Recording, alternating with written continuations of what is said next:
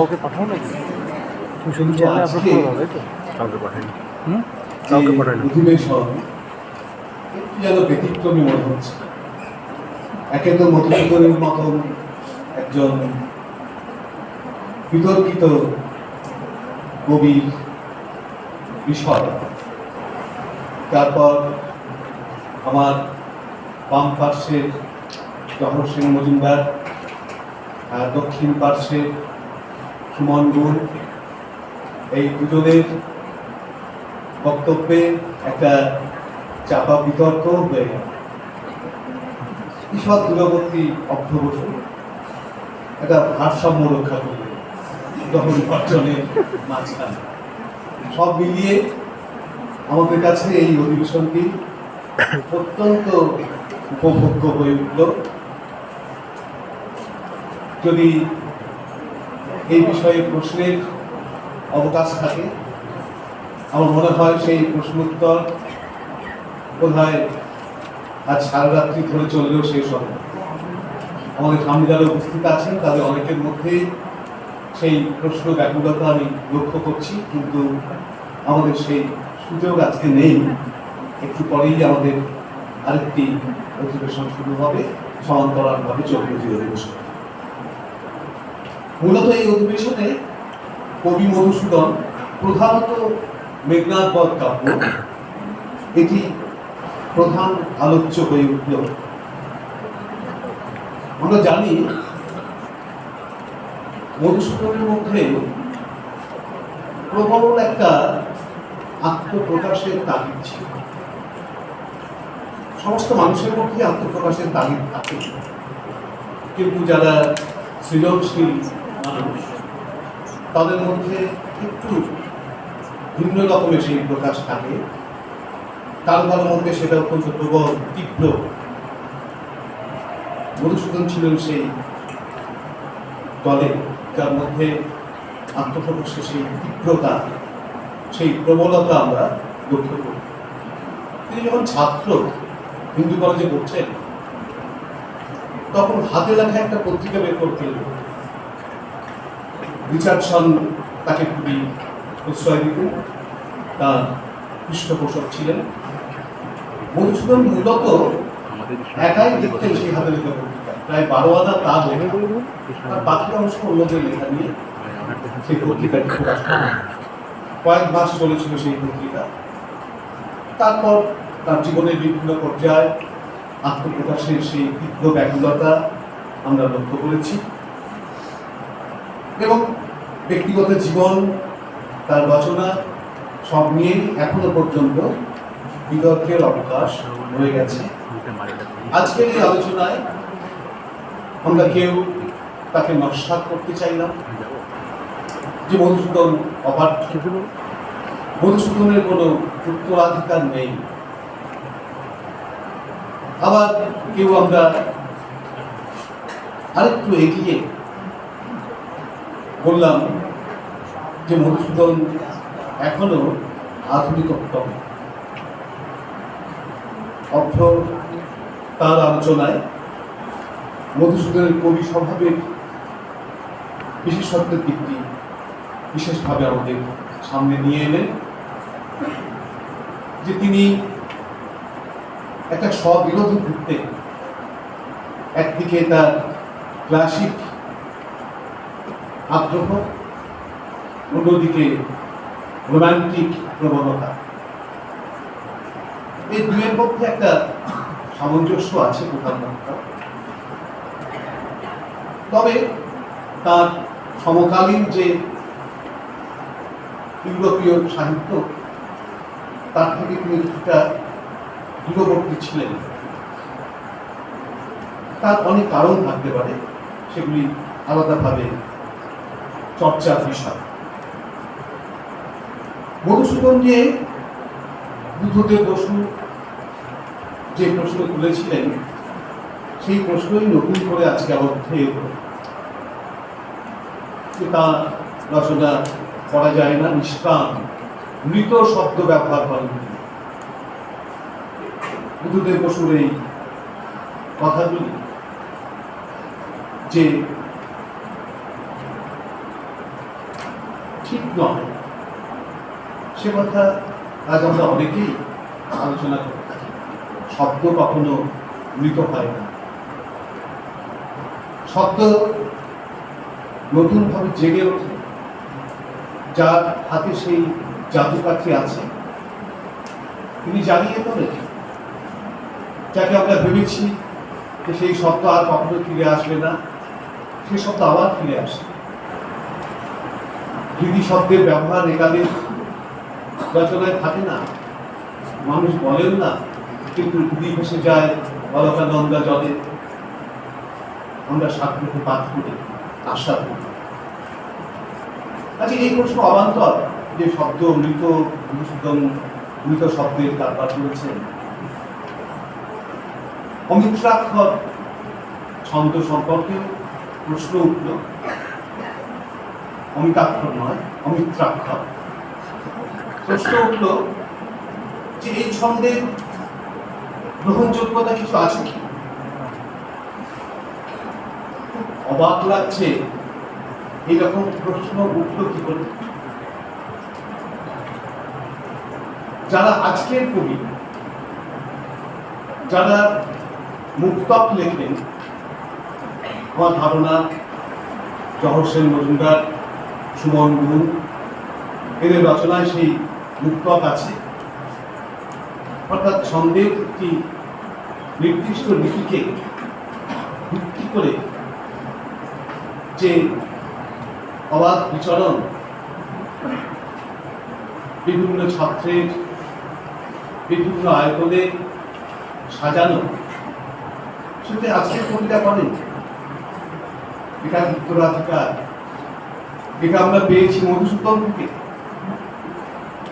মধুসূদনের রচনায় এই অমিত্রাক্ষর না থাকলে আজকের কবিতায় এই মুক্তকের ব্যবহার আসত কিনা সন্দেহ, হয়তো আরো বিলম্বিত। রবীন্দ্রনাথের অল্প বয়সের রচনায় বিদ্রোহ ছিল। যুক্তির আকারে তিনি অনেক প্রশ্ন তুলেছিলেন, কিন্তু অল্প বয়সে মধুসূদনকে প্রকৃতভাবে অনুধাবনের পরিণত বোধ তখনও ছিল না। পরবর্তীকালে তিনি মধুসূদন নিয়ে ভেবেছেন, মধুসূদনের রচনার রীতি নিয়ে ভেবেছেন, মধুসূদনের কাব্য চিন্তা নিয়েও ভেবেছেন। আপনাদের নজরে আসতে পারে রবীন্দ্রনাথ বলছেন যে সংস্কৃত কবিতা যে সঙ্গীতময় খনিকরঙ্গ, যা আমাদের প্রধান আকর্ষণের কারণ, বাংলা ভাষায় তা নেই। তার কারণ আমাদের বাংলাতে হ্রস্ব দীর্ঘ উচ্চারণের ভেদাভেদ নেই। মধুসূদন এই রহস্যটি জানতেন। রবীন্দ্রনাথের কথা, মধুসূদন জানতেন যে সংস্কৃতের ওই ধ্বনি তরঙ্গ কোনো না কোনোভাবে যদি বাংলা কবিতার ভাষায় সঞ্চার করা যায়, তাহলে ধ্বনি তরঙ্গের সৃষ্টি সম্ভব। মধুসূদন তার কাব্যে সেই চেষ্টা করেছেন। মধুসূদনের রচনা দুর্বোধ্য, এই প্রশ্নের উত্তরে কি বলবো? বিবাহ মৃত্যুতে যখন চিত্রাঙ্গদা আকুল, তার স্বামী রাবণ বলছেন, এক পুত্র শোকে তুমি আকুলা ললনে, শতপুত্র শোকের বুক ফাটিছে আমার দিবানিশি। দুর্বোধ্য। রাবণ যখন বুঝছেন সর্বনাশ আসন্ন, তিনি বলছেন যে বনের মধ্যে যখন কাঠুরিয়া একটা গাছকে কেটে ফেলতে চায়, বড় বৃক্ষকে কেটে ফেলতে চায়, প্রথমেই তার গোড়াতে কোপ মারে না, তার শাখাগুলিকে আগে আগে কাটে, তারপর মূল বৃক্ষটিকে ছেদন করে। বনের মাঝারে যথা শাখা দলে আগে একে একে কাটুরিয়া কাটি অবশেষে নাশে বৃক্ষে। হে বিঘাত তেমতি দুর্বল দেখো করেছি আমার এই দুরন্ত রিপু দুর্বোধ্য। মেঘনাদের মৃত্যুর পরে হাহাকার, বীরবাহুর মৃত্যুর পরে হাহাকার, হা পুত্র, হা বীরবাহু, বীর চূড়ামণি, কি পাবে হারানো আমি তোমা হেন ধরে দুর্বদ্ধ। অবান্তর এই সব প্রশ্ন অনেক সময় আমরা হয়তো আমাদের প্রকৃত পাঠের প্রতি কিছুটা অনীহা বশত আমরা এমন মন্তব্য অনেক সময় করি। হ্যাঁ, আছে, জগৎ প্রতিরোধ যথা চলন মেয়াদ থাকতেই পারে। কাব্যপাঠ সবসময় অলস পাঠকের কাজ নয়। কাব্যপাঠে মনোযোগ দরকার, প্রয়োজনে পরিশ্রম দরকার। উৎকৃষ্ট কাব্য সেই পরিশ্রমের মূল্য ফিরিয়ে দেয়। আমাদের মনে হয় মধুসূদনের রচনায় সেই পাঠযোগ্যতা এখনো আছে। মধুসূদনের রচনার একটা ঐতিহাসিক দিক আছে, সেটাকেও স্মরণে রাখতে হবে। সেই সঙ্গে তার উত্তরাধিকার কিভাবে সঞ্চারিত হয়েছে প্রজন্মের পর প্রজন্মে, কিভাবে তা আজও বহমান, এদিকটাও আমাদের স্মরণে রাখতে হবে। মধুসূদনের রচনার কোথাও যে আলস্যতা ছিল না তা নয়, তার অমিত্রাক্ষরের ধরনটাই ছিল আলাদা, সেটাকে আলাদা করে বিবেচনা করতে হবে। রবীন্দ্রনাথ সেখান থেকেই নিয়েছেন। রবীন্দ্রনাথ বুঝতে পেরেছিলেন যে কোথায় মধুসূদনের সমস্যা আছে, তিনি সেই দিকগুলিকে অন্যভাবে প্রয়োগ করেছেন। সংস্কৃতের সঙ্গে বাংলা শব্দকে কিভাবে মানানসই করা যায়, এটা মধুসূদনের রচনা তো আছে। রবীন্দ্রনাথ তাকে আরো উপযোগী করেছেন, আরো সাবলীলতা দান করেছেন। আসলে মধুসূদন সুমন ঠিকই বলেছেন যে অত্যন্ত শব্দ সচেতন শিল্পী ছিলেন। অভ্র তার আলোচনায় মধুসূদনের অনেক চিঠি ব্যবহার করলেন, বেশ কয়েকটি চিঠি। তার চিঠির মধ্যেই তার কাব্য চিন্তা রয়েছে। তিনি কি ভাবছেন, একজন কবি যেভাবে ভাবেন শব্দ নিয়ে, ছন্দ নিয়ে, মধুসূদন খুব সূক্ষ্মভাবে চিন্তা করছেন যে আইলা তারা কুন্তলা লিখবেন নাকি আইলা সুচারু তারা লিখবেন। তিনি বলছেন যে তারা কুন্তলা বললে এই যে ডবল সিলেবেল, তার ডবল সিলেবেল তো অন্যভাবে তিনি বলতে চেয়েছেন যে নয়ে তয়ে এই যুক্ত ব্যঞ্জনটি ব্যবহার করা দেখিনি উপযুক্ত হবে না। তাই ওনাকে বলতে দিচ্ছি আইলা তারা কুন্তলা না লিখে আইলা সুচারু তারা। তিনি বলছেন যে একটা ব্যাকরণ বিরোধী শব্দ ব্যবহার করছেন তিনি। বারুণী, বরুণের স্ত্রী, এটা ব্যাকরণগতভাবে অসঙ্গত। মধুসূদন না জেনে করছেন না, তিনি বলছেন আমি জানি এটা হওয়া উচিত বরুণানী, কিন্তু আমি লিখবো না বরুণানী, মোট সুইট বারুণী, বরুণানী হবে।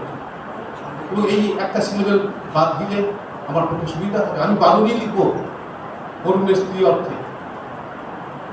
তিনি লিখছেন রজবকান্তি ছটা, রৌপ্য ছটাই অর্থে, রজত অর্থে তিনি রজব লিখছেন। এখানেও তিনি বলছে আমি রজব লিখব। অরূপ কবিদের মধ্যে এই প্রবণতা, ব্যাকরণের সীমা তারা ছাড়িয়ে যায়। তাদের কাছে একমাত্র বিবেচ্য হয় তার ভিতরের আবেগ, কোন শব্দ, কোন ধ্বনির মধ্য দিয়ে, কোন ছন্দ প্রবাহের ভিতর দিয়ে যথার্থ পথ খুঁজে পাবে।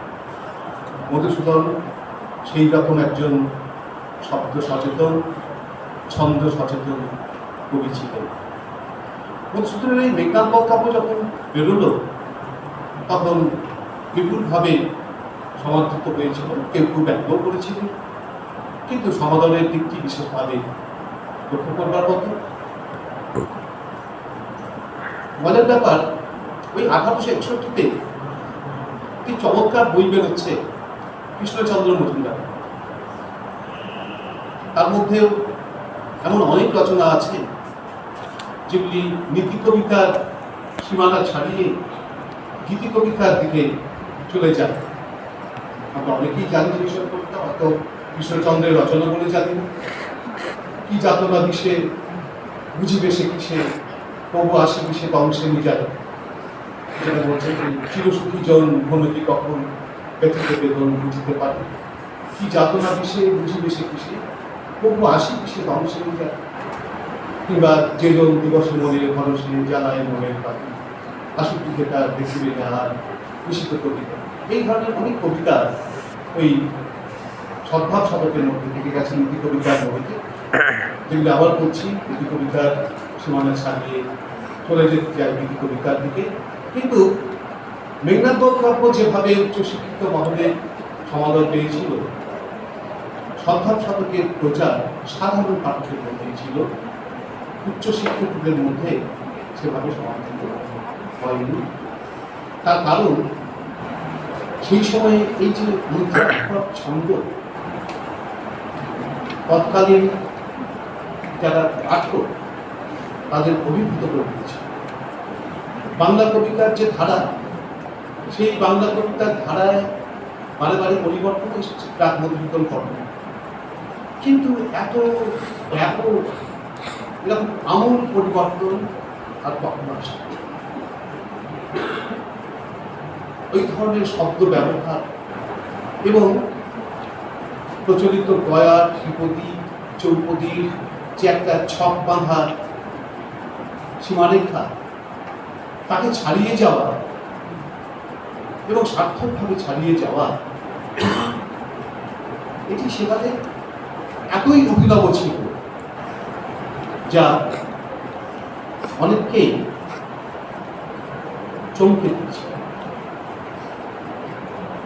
বিদ্যোৎসাহী সভা থেকে সেজন্যই বলা হয়েছিল সেই প্রশংসাপত্রে যে আপনি শুধু এই অমিত্রাক্ষরের জন্যই বেঁচে থাকবেন। কথাটা মিথ্যে রেখেননি তারা, সত্যি তিনি বেঁচে আছেন।